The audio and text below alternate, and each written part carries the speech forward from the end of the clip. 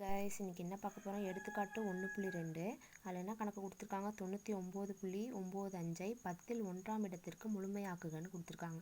நம்ம என்ன பண்ணுறோம்? ஃபஸ்ட் கொஷின் எடுத்து எழுதிக்கலாம். 99.95 அப்படின்னு சொல்லிட்டு இப்போ 10ல் 1ஆம் இடம்.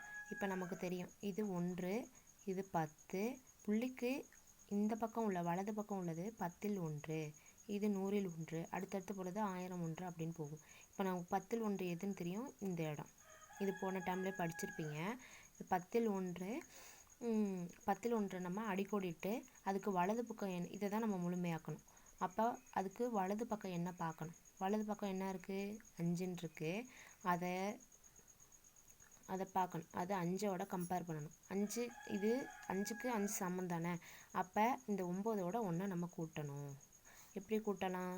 99.9 இதோட 1 சரியா? இப்போ 9ஐயும் 1ஐயும் கூட்டினோம்னா 10, 0 மேலே 1.